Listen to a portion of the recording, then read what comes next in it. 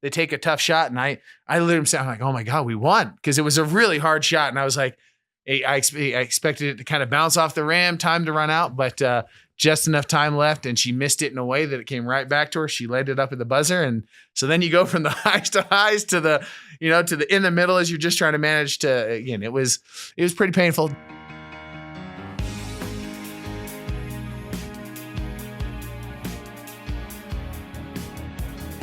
Welcome back to the Missoula podcast. Stephen Ressett, head coach Nate Harris. Dude, how's that sound? Head coach of the Lady Griz. A little surreal, but also you get, all we did was take off the interim. So it's, not that big of a departure. We've had a 7-week audition, a 7-week ramp up period. And so now we're just full speed and honestly into the most fun part of it, where we're recruiting, trying to fill out staff, all that stuff that, again, the John Q public, they see the 29 times a year and then into a tournament when the bulk of coaching is doing not those games. And so, this is the time to really kind of settle in and figure out who we are and who we're going to be. The purpose of this conversation, this podcast, is to hear your story. But before we go there, I've got to ask, walk us through that last 7 seconds of the Big Sky Conference Championship. Yeah, it was, as Danny said after the game, Danny summed it up. It's just, you get the extreme ends of the human emotion. You get obviously from her make, where it's like, holy smokes, because, and they asked me after, like, oh, how did you call it? I was like, I didn't call anything. Like we ran what we've been doing the whole time, and we have a really good point guard who got to the middle of the paint. They had changed some of their help rules because we had got him on some other stuff earlier in the game. And so Danny was wide open just in we call it a drag when you run behind. And so Danny was wide open in the drag and hit what could have been one of the bigger shots in Lady Griz history. And so we're excited. We get into the timeout and talk about, hey, probably going to Esme, their best player, number 12. And, we got to do this. We've got to block out, got to make sure we rebound, but we also had 4 fouls. So it's like, hey, we don't want to foul. We can't foul because we don't want to lose at the free throw line. Because if you go back, rewind to January 25th, I think it was, their final points came on a foul with about 6 seconds left. And so didn't want to foul. And so Coach Binford, who's a dear friend of mine, did a great job drawing up a play with Esme as a decoy, where she screened. Dykstra comes downhill. Danny does a great job in help, doesn't foul. They take a tough shot, and I literally sound like, oh my God, we won, because it was a really hard shot, and I was like, I expected it to kind of bounce off the rim, time to run out, but just enough time left, and she missed it in a way that it came right back to her. She laid it up at the buzzer, and so then you go from the highs to the to the in the middle as you're just trying to manage to. Again, it was pretty painful. Don't know that we'll ever outlive that one, but trust that Montana State is going to be a great representative of the Big Sky Conference this week. But it was quite the roller coaster, and again, something I'll never forget, and something I don't know that I'll ever quite get over. I have slept the past few nights, but the first night there was a lot of what ifs. There was some stuff down the stretch. Again, as a coach, you just always wish you could have done more. Want to do more to help put the young people you're in charge of into just the best spot. I wanted it. I told him after the game, like, I'm not sad for me. I swear I'm not sad for me. Like, I will never, like, this is just about, like, you guys, I wanted this so bad for y'all in terms of like what you've been through to how you've come together. Like, you earned the right to win this tournament. It just didn't work out that way. Well, dude, great job. Congratulations on a phenomenal 7-week. It was phenomenal run in the tournament and landing that head coaching job. Well, thank you. I appreciate that. It means a lot. So Nate, take us back how did you even originally come to Missoula? That's a good starting point. No, so Missoula's been home for a long time. My wife's from Missoula. I'm from Ronan. So the goal was always to get back to Missoula. I've been coaching for, a long time now, in terms of started right out of college. I went to college at Montana Tech, started coaching there almost right away, sent out 1,000 emails trying to get a job anywhere, ended up right back where I was a player. My first year, I was a volunteer and I worked nights out it was called Rio. I think it's still open, honestly, in Galen. I was a juvenile corrections officer from 10 to 6 a.m. and then would go in and work and just kind of had to pay the dues. And that was on the men's side. Did that for a few years, was full-time towards the end of that. And then we went to California. My wife and I went to California. I was the associate head coach of a men's program there. That's where we started our family, and we wanted our kids to grow up in just a little more traditional setting. My wife grew up in the same house, same neighborhood. And so I don't know if you've ever been to Fresno. There's just not a lot of neighborhoods. It doesn't feel like Missoula. It doesn't feel like Ronan where I grew up. So we were really interested in our starting our family in an area that we felt just more, it just felt more normal for us. So moved back, didn't have a job. Ended up at MSU Billings, and that's how I got into women's basketball. But in fact, our oldest daughter was born in Missoula, right over at Community. And then they moved with me to Billings. I started coaching women's basketball at MSU Billings. Did that for a few years. Ended up over on the other side of the state, was the associate head coach for Coach Binford at Montana State for 4 seasons. And then from there, just kind of thought it was time to bet on ourselves. And so took a huge leap and went to Angelo State down in Texas, was an associate head coach for a year, and then took over that program for 2 years. And then when Brian took over at Montana, came back and worked for him for 3 years, and then into the situations that happened this last year. And then obviously fast forward to today when, working the dream job at home in the dream city where we've always wanted to live. It's, I said, surreal, humbling, like just all the things, like to be the head coach of the Lady Griz is like, I don't know that it's fully wrapped my head around it. Like it was on the radio this morning and my daughter's like, wait, they're going to say your name. And I was like, yeah, it's okay. Let's just find some music. You got ready for that. Yeah. You don't want to hear what they have to say. No, I'm sure it's fine. It's just, I try to avoid it all. Right. If people are saying nice things about you, great. Have a short memory, work harder. What was it like growing up in Ronan, small community? What'd your parents do for work? What was it about Ronan that... I loved Ronan, to be honest. Both my parents were teachers. They've been educators my entire life. So that was obviously shaped me. My dad was a coach. But it's so funny to live in Missoula because Missoula to us was the big city. Like that's where we went on the weekend. Like if we're going shopping, if we're doing anything, we're coming to Missoula. And so growing up in Ronan was great though. It's kind of the idyllic small town, childhood. Like we're riding bikes everywhere. It's doing all the things, going, riding out into the country, fishing, getting into trouble with your friends, all that kind of stuff. Growing up in a place that just that beautiful, that the access to outdoor stuff. I remember we would play football games on Friday nights and then go duck hunting on Saturday mornings. Like again, it's like growing up in all these small Montana towns where you get such a unique perspective on life that you're like, somebody who grows up in a different way just has no real understanding of that kind of childhood. At what point growing up or maybe later did you know that coaching was a viable option? Which I think is interesting because most boys in high school want to play at the next level, NBA, like they want to go on the dream. So coaching. I knew I wasn't that good pretty early. But no, I mean, I don't know if I wanted to play. That was my thing. I love sports. I loved competing. Obviously went to Montana Tech to play basketball. And then even as I finished, I don't know that I knew that I loved hoops and I knew that I loved being around the game and that was important. And I knew that the game came easier to me than other people in terms of like you can't remember this set. You can't remember that. Like, how can you not, it's just, I knew that the game came easier to me than maybe some of my teammates, but that didn't even add up to coaching. Honestly, I was gonna move to Atlanta and go into tech sales with another teammate just because who doesn't like money? And then I was like, I don't know about that. And then I was going to join the FDNY. I'd taken the test. I'd done all the stuff. I was going to go be a firefighter in New York City. And then I just thought that was like my grandfather was a volunteer fireman in Polson. I just thought that was like the most admirable thing you could do. It was like, give your life to helping other people. And then I ended up, they called and said, hey, why don't you help us out with coaching? You love hoops. You're good at it. And then it's similar, not quite as altruistic as firefighting, but you are giving your life to other people and trying to help them figure out who they are through different times. And then it just kind of snowballed. And for a long time, it didn't feel like a viable, like, are we really going to raise our family like this? Like, because those first few years, like money's tight, everything's tight. I can remember my poor wife, she is a saint. She went to Missoula Big Sky, but like our first year at MSU Billings, she's like saving coins to buy. My wife loves coffee, to buy coffee at the end of the month. She would save her coins all month to buy one coffee. You know what I'm saying? I'm on the road eating meals with the team and she's like eating oatmeal all day just because and those are the sacrifices you make. So to be sitting in this seat now and think about all that is so, like I said, surreal, humbling, whatever word you want to use to like be like, oh, holy cow, it's not just a viable way, it's a great way for our kids to grow up.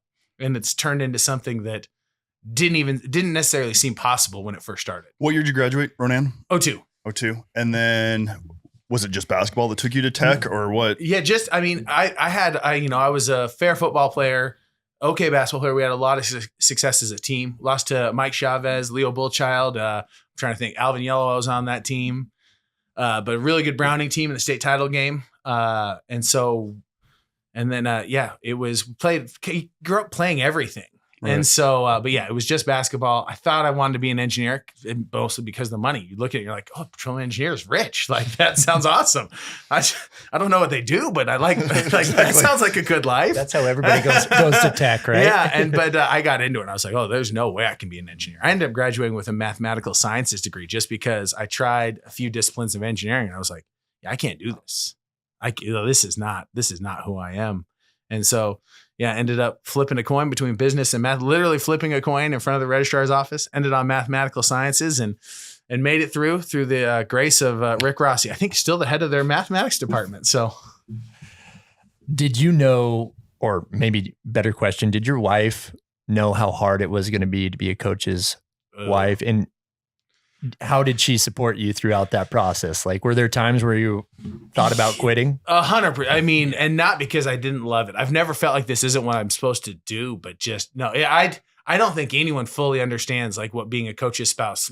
If it was, you're a husband and your wife is a coach, like the sacrifices that you make and the time away. And I say it all the time to fellow coaching people, because it's really hard. It's easy to complain and it's easy to not appreciate what this is, but what we do is unique and the impact we get to make is really, really unique. It's not normal. Like the legacy you get to leave is not normal, but you don't get to do cool stuff with that without paying a price, right? There's a price to be paid and we pay it. Like I pay it every day in terms of like, my daughter has a middle school basketball game. I don't get to go. That's not normal. Most people get to go to their kids' stuff. Most people, I spend, anywhere 40, 50, depending on the recruiting, depending on the whatever the schedule is, nights away. Like there's a price to pay to make an impact. There's a price to pay to leave a legacy and help people become better versions. And I know that signing up for it. And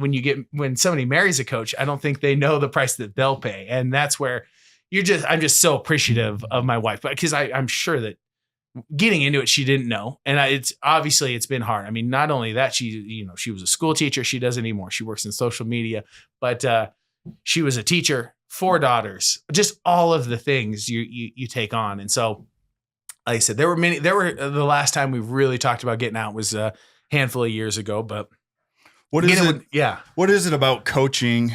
Cause it's your job. Like it's work. I'm sure there's days where you walk into the gym and you're just like, oh, I'm just not feeling it today.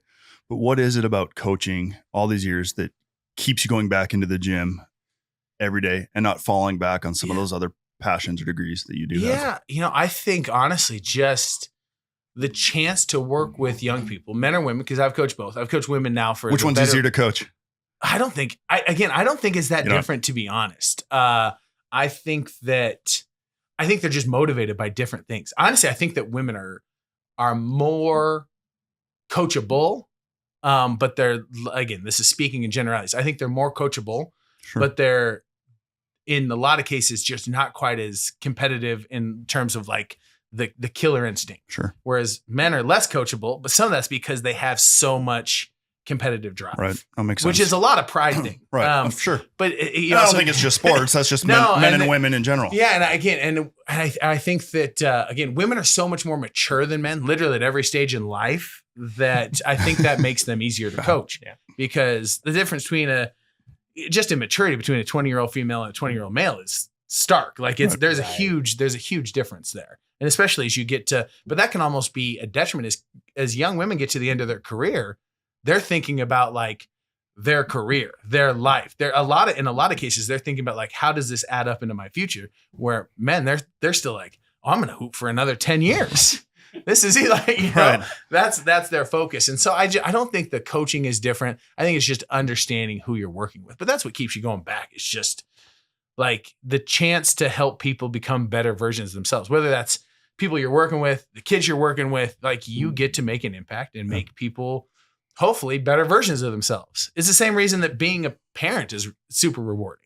Like I get to help these young people navigate this and hopefully become the best version of themselves. Now we're probably going to fall short, but, and again, coaching isn't quite as dire, but you get to help them try to become the better version of themselves because there's so many unique lessons that athletics can teach that you don't get in the safe area of athletics. Like again, us sitting here, like I hope for the best things for you guys. Like there's good things that are littered through your life, but we don't know that good things are coming. But we could look here and look each other in the eye and say like, we're probably going to go through some hard times, each and every one of us, like they're coming. And so the ability to handle hard is probably in a very, again, compared to the rest of a very safe environment, is probably the best thing that athletics provides. Like you're going to handle hard. We're going to handle the disappointment of that last second shot and learn how to handle hard in this very safe Petri dish environment. Like nobody's hurt. Nobody's, we're feeling big emotions, but you get the ability to learn how to handle hard in a way that most people walking around, they don't get that. And so that's, again, then there's a handful of others that athletics really gives you the chance to understand at a deeper level that should hopefully make you a better person. Nate, it sounds obviously that you love to help people through hard times. Was there a pivotal moment with a coach that you had where they poured in some encouragement, helped you along the way, that it just kind of light bulb came on? Oh, I want to do that for other people. Because even as you were speaking about what your options were after college, it was all about you wanted to help people. You wanted to make impact. Yeah. Where does that come from? I honestly think I had again, by letter, like a very normal, easy life. Like I had amazing parents. My grandparents on my mom's side were alive until I was almost 40. Like I've had a very, again, I don't want to sound arrogant in any way, but an easier life. Like I haven't had to go through as many hard things as a lot of people. I think I've just had great people, from my parents to high school coaches. I had an unbelievable high school coach. He now is the head coach at Billings Central. His name is Jimmy Sturgar. Yeah. But an unbelievable group of people around me that just, again, another one of those lessons, like a life best lived is lived for others and with others. Like if you're focused on yourself, that is the path to destruction. Like let's find ways to involve other people in what we're doing. And then, through coaching, I've worked for some really good people that really not just say it, but really embody it. I think of my first, Chris Wright, he's actually coaching in a Sweet 16 game in the NAI today. So go Langston. But to Trish, to Kevin Wooden at MSU Billings, like just people that like, they don't just say those kind of things, they mean it. And they try to, whether it's their assistants or players, they just try to take care of other people. And so, again, I don't think there was necessarily an experience, but just seeing that behavior modeled and seeing that behavior embraced in terms of like, yes, winning is important. Like we have big scoreboards. We had like, that's important. And I'm as competitive as anyone. I think anyone who watches a game is going to be like, yeah, that guy wants to win. But at the end of the day, like, what are we really doing here long-term? Nate, one question for you, and then got some rapid fire questions for you just about Missoula. What's it like from a coach's perspective? It's rare that you see it from players inside the same state, but to go from being on the sideline wearing that hideous navy and gold to the maroon and silver, like at one point in your life, you were all in on the Cats winning every night. And now what's that like? I mean, and that coaching staff and you worked there and I mean, like I said, I don't think it's one of the things that makes working at both places so awesome. Yeah. Because that it matters and that rivalry is so unique and so special and so much fun in that way. I'll always be incredibly grateful for my time there because of it made me a better person. It made me a better coach. It gave me the opportunity to be sitting in this seat right now is who I am. But at the same time, and this is why like, when it's our job to beat them, it's our job to beat them. And we've 2 1-point losses. We missed our tip and they made theirs. But again, we understand fully the expectation and embracing that. And again, it's just, I couldn't be happier to be sitting in the seat I'm in now. I have the utmost respect for Coach Binford and her program. And everyone over there, but I know fully like what side I'm on and what our goal and what our job is. And we're going to get after it. And like I said, I can root for him any other night, but I know that two nights next year, maybe 3, if it continues down this road, like it's our job to beat him and to really get after him. But I haven't necessarily thought about it as much as I think it's an easy and an obvious question, but I love the rivalry and I love being on this side of it. And I'm excited to go get after it in the years to come. We're happy to have you on this side of it. All right. First question. What is your initial memory of Missoula, Montana? First initial memory. It's probably initial memory is going to be, we moved to Ronan. I'm a second grader. We'd lived all over the eastern side of the state, Poplar, Colstrip, Lewistown, all that stuff. But I can remember coming in and just, like I said, those weekend trips coming in to shop from Ronan and try to, hit, whether it's, Costco. There used to be the Kmart where the Winco is, or is it Shopko? No, it was Kmart. Shopko where Winco was. But there Kmart was Kohl's. That's right. There it is. Yeah. But like the Shopko, I can remember going to that Shopko quite a few times, and just the mall with the train at the end, and just the old, like a lot of those come flooding back. Is kind of, it was like first, second grade when we'd come in on the weekends to do those shopping trips and hit all the places. But you remember all the old places, the 93 stop and go, like all that kind of stuff. So great. You said your wife's a big coffee drinker, so she obviously pulls you along at times. What's your favorite coffee shop in Missoula? If we're going quick stop, we're at Loose Caboose all the time. I love Canby. The coffee at Canby is really good. We spend a lot of time there, close to campus. But if we're going quick stop, my wife is a Loose Caboose every time. What's your favorite restaurant? This is going to be more sentimental than anything. It's always been Noodle Express. It goes back to the mall. I want to say Hoagieville, but it's for me. What do you order? What do you get? Chicken teriyaki, double meat, no slaw. Solid.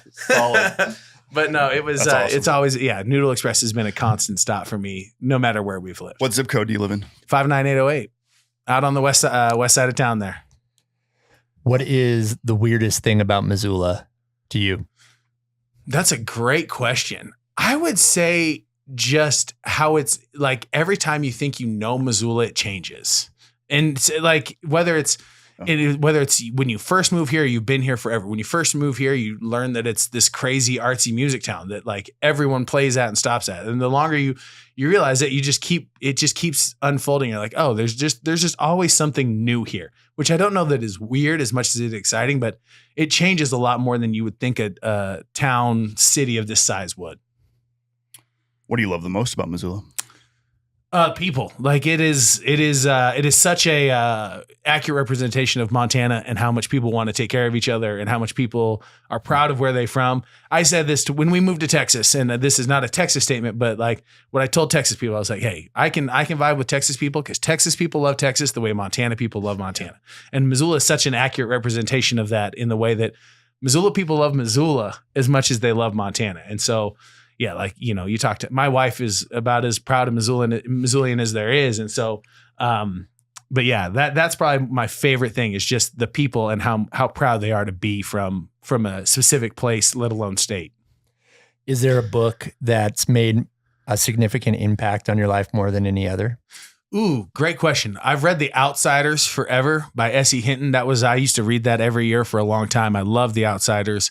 And then obviously, being a Montana guy, loved A River Runs Through It.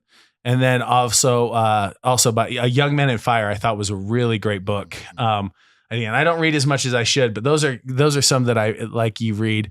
Two, obviously being a Montanan, but the first one, I fell in love with The Outsiders and I would read it all the time. Favorite road trip destination in the Big Sky Conference? Ooh.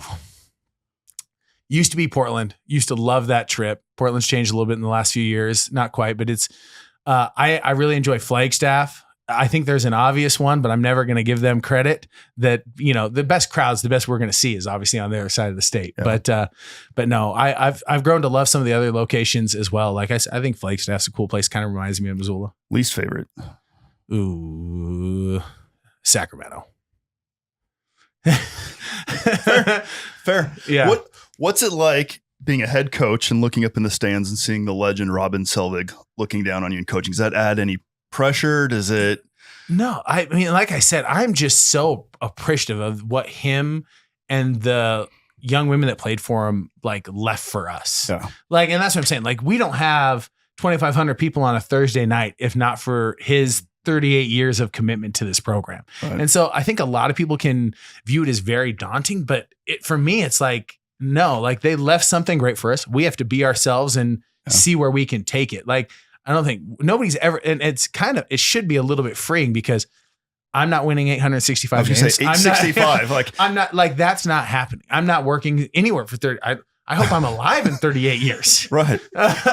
And so, like I said, there's no competition. 865. Yeah. There's no competition because I'm not catching him. I'm like, it's not going to happen. And so I'm not worried about competing with him. I'm just worrying about A, being thankful for what they left us, B, taking care of what they left us, and C, like being myself and hoping that can take us to cool places too. Do you ever go to Robin and just learn from him? He is so humble. Like I asked him before we went to Montana State and he's like, well, the ride back's a lot better with the win than it is. Like, he's just so matter of fact, but he did such a tremendous job building this program and leaving a legacy that, we could learn a lot from him. But again, like I said, he was just done a tremendous job and is, again, so humble that I don't know that he really, truly, like, I know he grasped it, but sometimes it's like there's like a handful of coaches anywhere that have the court named after him. Right. Like, I was thinking that as I saw him as we were going to the Class B games on Saturday. And I was like,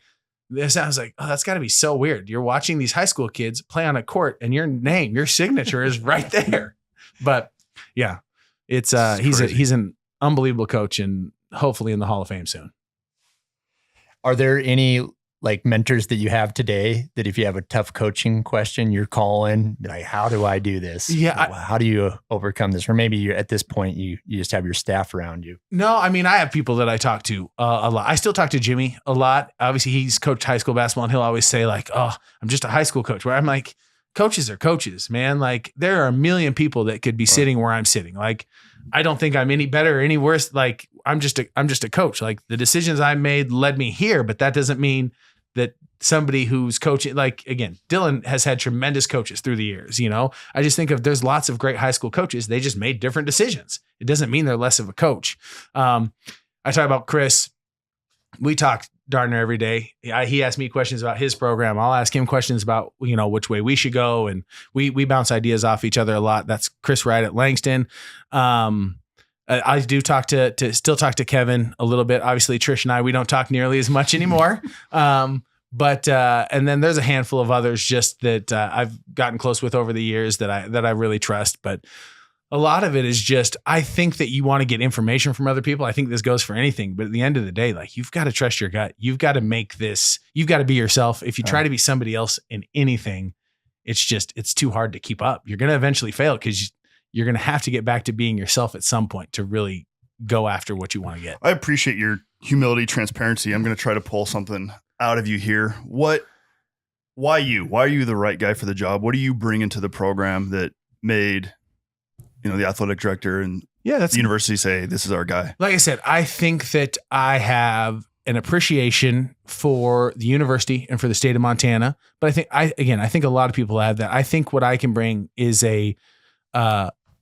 commitment to not stop until we're the very best. Like, I'm fiercely competitive, and I think that we have a plan to make sure that we're the most talented team every night. And I also think that we have a style of play that, as you saw through the conference tournament, when we kind of went all in on who we want to be, that is unique, that is fun to play, and that is really hard to guard. And then when we really got locked in defensively, like, we were mean, and that's what we're going for. And so I think a commitment to a really, really competitive, really, really physical brand of basketball. Well, also, again, doing the work. I have recruiting connections all over the country, and we're going to work like crazy to make sure that we're the most talented team every single night.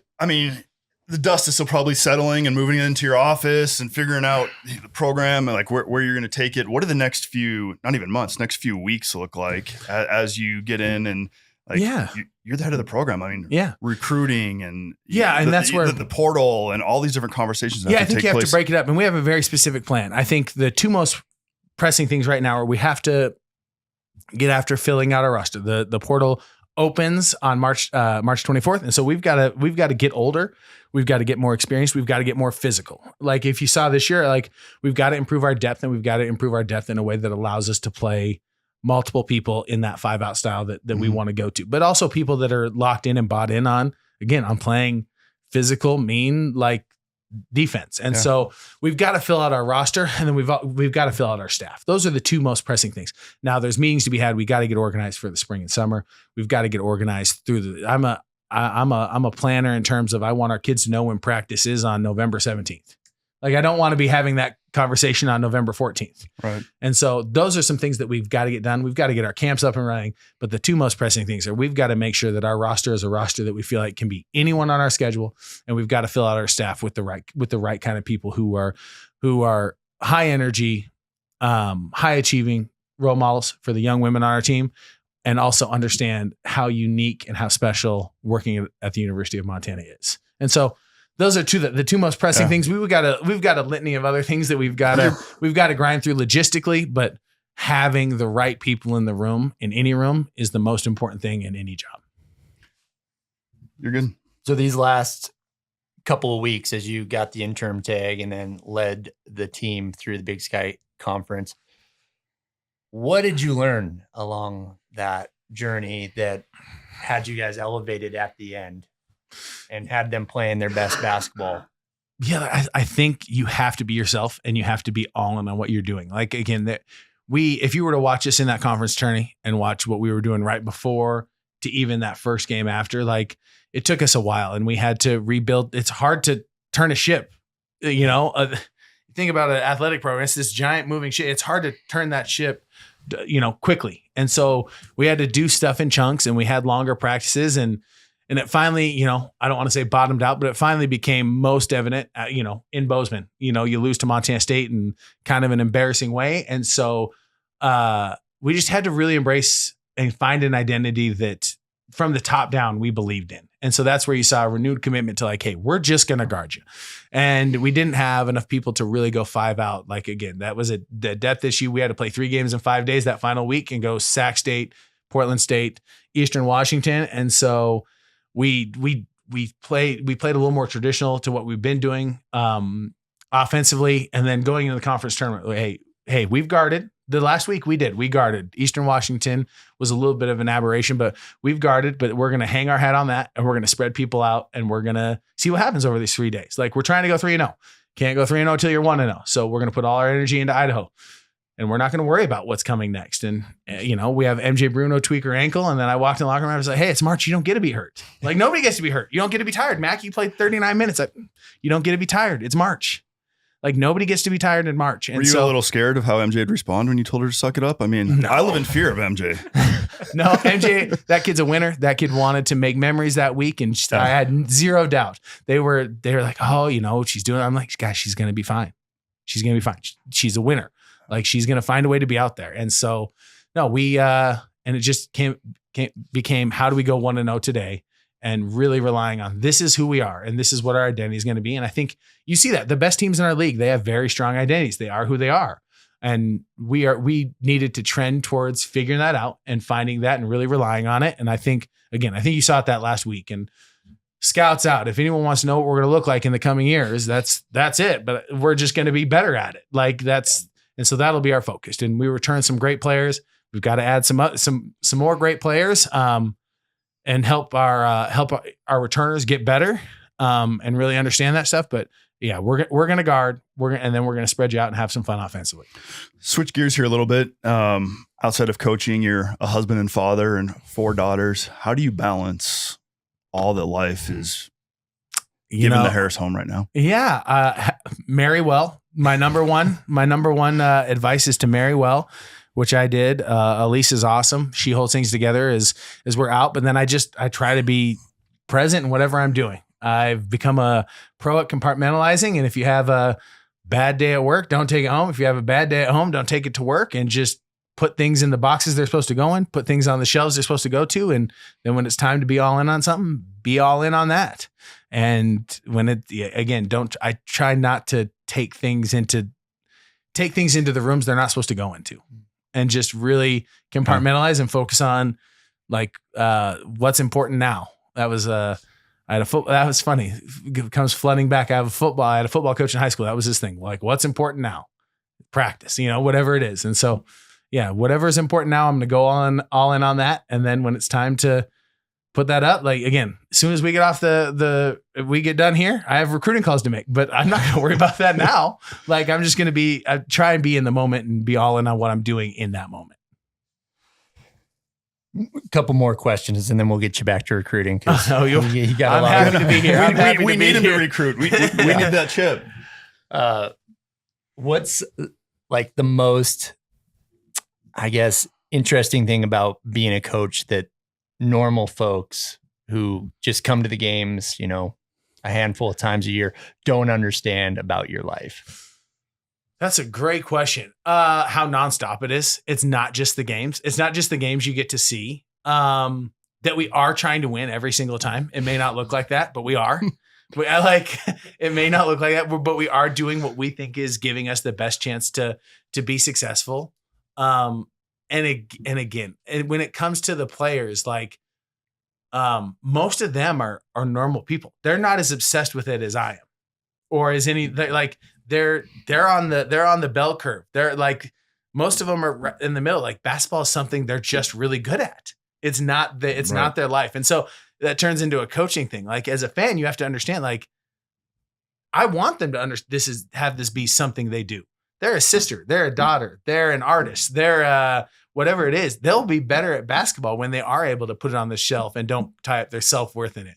So we're always trying to win. We're always, as coaches, it is what we do. Like, it is our lives. But for our players, like, this is not and should not be their entire life. And so as a fan, don't make it their entire life. And then please understand, like, there's so much beyond the tip of the iceberg that you're seeing on the floor, and the time committed to what we're trying to do. And we are, I promise, always trying to win, even if we run the wrong out of bounds play. When you got the news that you were going to be the head coach, was there any surprising or shocking texts or calls or one that meant more than any of the others? I know there was probably I mean, there was a lot. There's been a lot that have meant a great deal. But I mean, obviously, just the former bosses and the people that helped you get where you're trying to get. Those were important. Again, had a ton of people from like way in the past reach out. Like, oh, geez, man, blast from the past, But having people, that are Montana State fans, text you and be like, hey, I know I'm a Cat, but you're a really easy person to root for. That's stuff awesome. like that. That part's really cool. And then just having, like I said, the people that know and understand the journey, that like other coaches that know like what this takes and what the commitment this takes for a family reach out, I like, again, not to, just, like I said, there's Montana natives that are coaching and doing stuff at big levels in coaching that, like, for them to reach out and them to support you, just, it means a lot. And especially from coaches, because they know exactly what it takes to get anywhere. My last question, Nate. We'll just grab a random billboard on Reserve Street. Okay. You had a billboard to share one message with the city of Missoula. What are you saying? Oh, geez, that's a great question. If it's from me, just thank you. Like, I'm not who I am without Missoula, without the people of Missoula, without just this city and what it's meant. And, like I said, my wife, her family, my oldest daughter is born here. So my message would be thank you.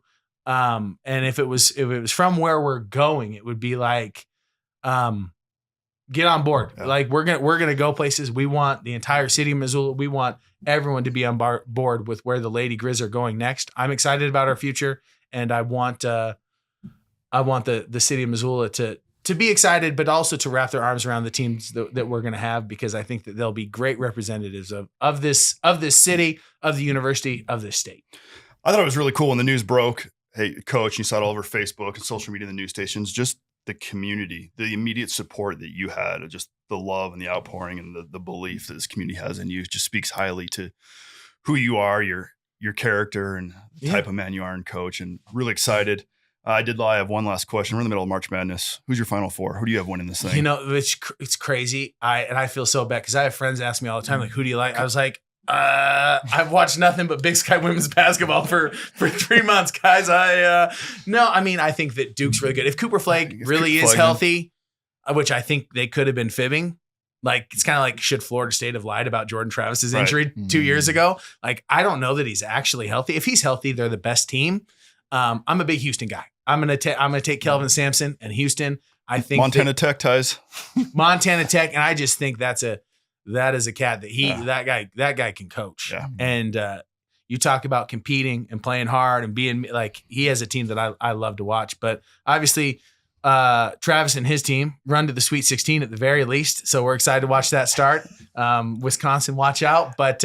No, I'm a big Houston guy. I think that Kelvin Sampson can really coach some basketball. And on the women's side, again, I think that UCLA's far and away. Again, no offense to Don, I think UCLA is far and away the best team in the nation this year. But I think that Juju and Paige are both pretty special on the women's side. And if you're looking for a player that could lead a team to a national title, just because they're so good, those are both two young ladies that could very easily find themselves cutting down the nets in Tampa because of their just unique talents. Nate, congratulations. You were the right choice for the job. We are so excited, man. And so just looking forward to what the upcoming years. So go Griz. Thank you. Go Griz. Appreciate y'all. Thanks for having me on. And in your response, I think my mom did a really good job of getting her friends on Facebook the day I was hired. So you know how old people are on Facebook, older people, they come out in droves on Facebook. But no, thank you so much. This has been a blast. Thanks, Nate. Thank you guys. Appreciate you.